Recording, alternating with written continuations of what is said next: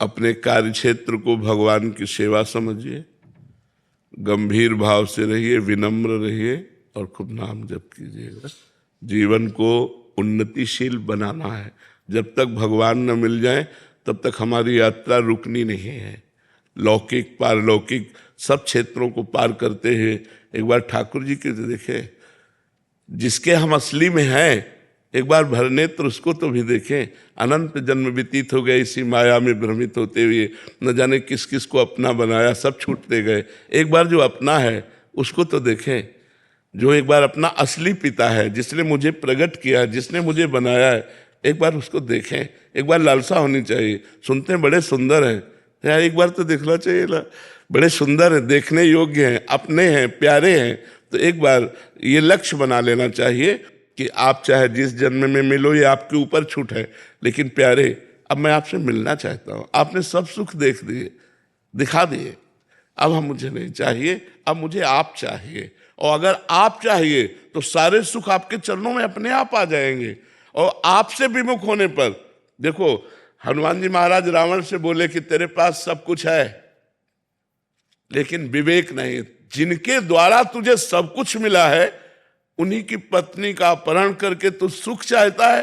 तो शंकर साहस विष्णु आज तो ही सकहि न राख राम कर द्रोही। हजारों शंकर हजारों विष्णु मिल जाएं तो भी तुझे भगवान राम से द्रोह करने के कारण तेरी रक्षा नहीं कर पाएंगे। और अंततो गत्वा बंदर उसकी खोपड़ी पे पैर मारते हैं।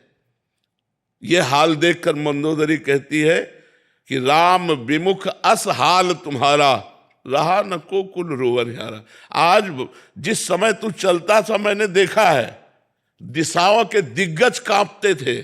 आज वही रावण तेरी खोपड़ियों को बंदर लात मार रहे हैं। ये हालत भगवान से विमुख होने के कारण हुई। तो हम उन भगवान के सन्मुख हो, उन भगवान को प्राप्त करें तो मनुष्य जीवन की सफलता है। खूब आनंद पूर्वक रहो, मस्त रहो, भगवान के आश्रित रहो। आपके महाराज जी, आप हमारे हम सब श्री जी के हैं। हम एक छत्र के नीचे हैं, जिसका है नीला छत्र है ना, नीला छत्र है ना आकाश, हम सब उसी के बच्चे हैं, हम उसी के हैं। हाँ, आगे का मार्ग आप नहीं जानते तो हम आपका हाथ पकड़ लिए, हमारा कोई हाथ पकड़े है, उसका कोई हाथ पकड़े है और उसका वो हाथ पकड़े है। ऐसे हम क्रम से जा रहे हैं।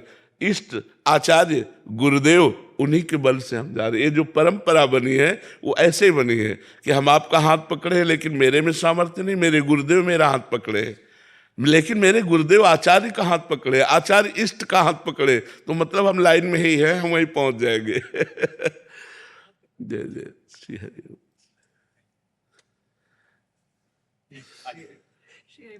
श्री हरि, खूब जाओ, मस्त रहो। अलका श्रीवास्तव जी। राधा राधा। राधे राधे महाराज जी। महाराज जी, योगक्षेम मतलब जीवन यापन से जुड़े खर्च की चिंता बनी रहती है, इससे ऊपर उठने के लिए महाराज जी क्या करें? आप बताइए, आप दुख प्राप्ति की चाह करते हैं क्या? कोई स्वयं प्राप्त होता है ना, ऐसे सुख प्राप्त हो जाएगा जो आपके भाग्य में लिखा है। सुख और दुख के लिए आपको प्रयास नहीं करना, आपको प्रयास करना है सुख और दुख से परे परमानंद की प्राप्ति के लिए, भगवान की प्राप्ति के लिए।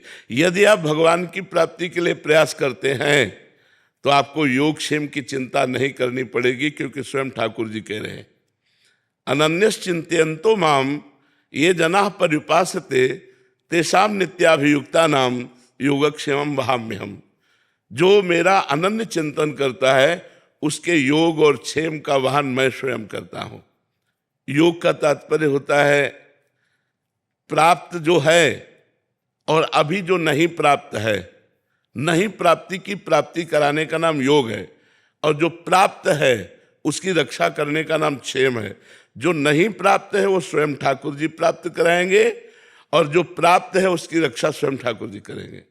वो देख रहा है योगक्षेमं वहाम्यहम्, वो ऐसे थोड़ी बोल रहा है, वो सच्चिदानंद है, वो सत्यनारायण है, वो जो बोलता है वो करता है। उन्होंने कहा योगक्षेमं वहाम्यहम्, मेरा सिर्फ कार्य है उसका आश्रय लेकर चिंतन करना, और उसका कार्य है व्यवस्था करना।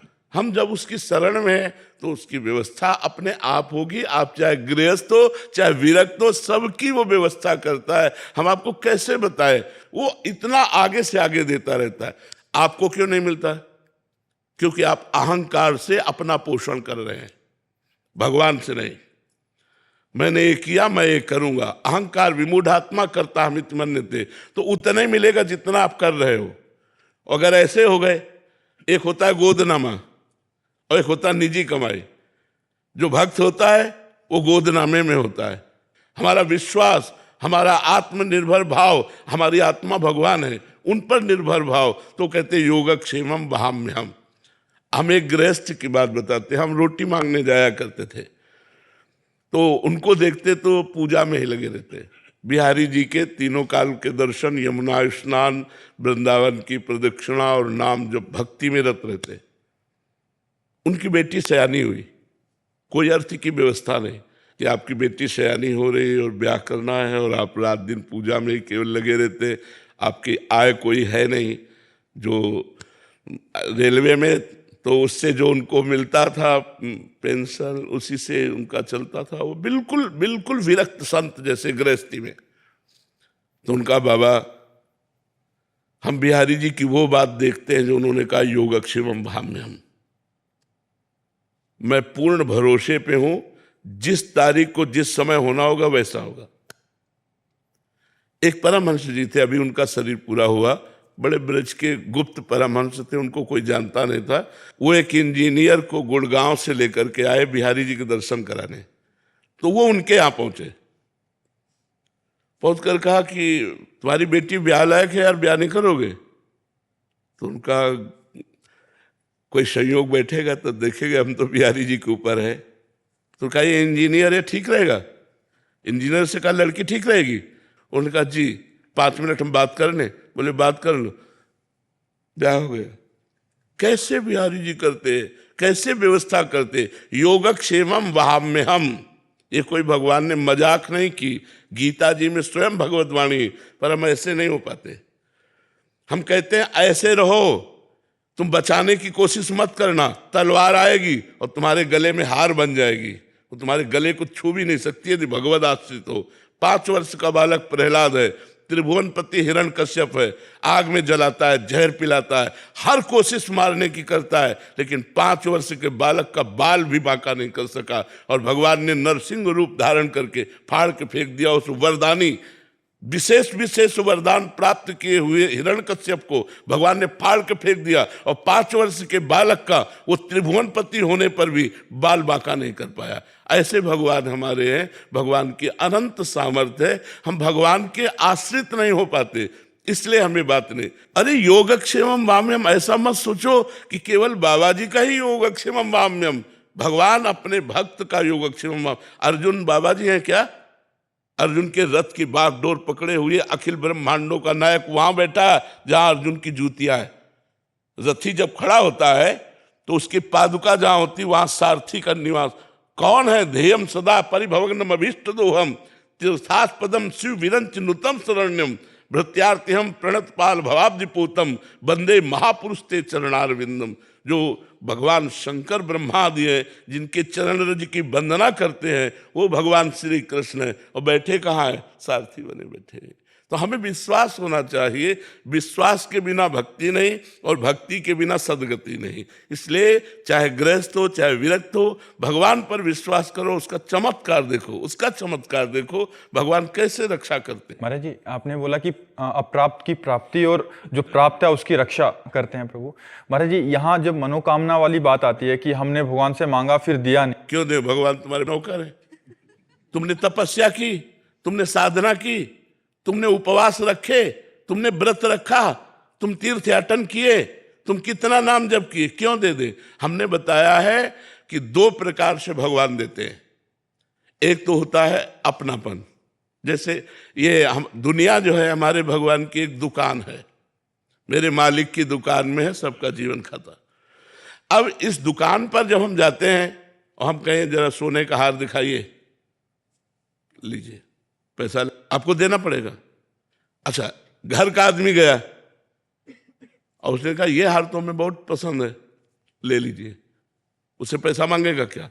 तो या तो भगवान के बनो, तो आप मेरा स्वामी है, मैं उनका दास हूं, वो मेरा पिता है, मैं उनका पुत्र हूं, जिधर चाहूं, जो चाहूं, जब चाहूं, जहां चाहूं वहां उपस्थित करवा दूं, क्योंकि वो अखिल सामर्थ्यशाली है। या तो घर के बनो, उनके दास, उनके निज जन बनो, उनके सखा बनो, उनको प्रीतम मानो, और या फिर तपस्या करो। तपस्या करो और फिर भगवान से चाहो तो, जैसे श्री ब्रह्मा जी ने करदम जी को आदेश किया, जाओ गृहस्थ धर्म स्वीकार करके संतति उत्पन्न करो। श्री करदम जी ने सोचा, बहुत ज्ञानी महापुरुष थे, तो उन्होंने 10,000 वर्ष तपस्या की। दाहिने पैर के अंगूठे के बल खड़े होकर हाथ उठाकर 10,000 वर्ष तपस्या की। भगवान प्रसन्न हुए तो उनका, मुझे मेरे योग्य पत्नी चाहिए। तो आदि सम्राट महाराज मनु की पुत्री देहूति, भगवान ने कहा वो परसों आएंगे और आपका ब्याह कर देंगे।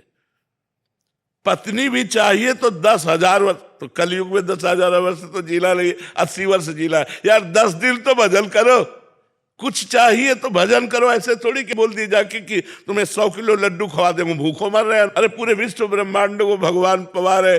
अच्छा, ये काम नौकर से कहा जाता है। मालिक को तुम नौकर समझ रहे हो कि तुम्हें 50,000 का फूल बंगला बनवा देंगे, हमारा काम कर दो, ऐसे नहीं होता। या तो इतनी तपस्या हो, आपका भजन हो, व्रत उपवास हो, तीर्थयाटन हो, तो मांगिए, अनुष्ठान कीजिए तो पूर्ति होगी। या आप भगवान के बन जाइए कि नाथ आप मेरे स्वामी हैं, मेरी ये आवश्यकता है, तो भगवान उस आवश्यकता की पूर्ति निश्चित करेंगे, निश्चित करेंगे। विश्वास कीजिए। अगर दो में से आपका कोई न तप है और न संबंध है, तो ऐसे मांगने से नहीं मिलता। ऐसे मांगने से तो सब लोग मांगते रहते हैं भगवान से, ऐसे थोड़ी सुनते हैं भगवान।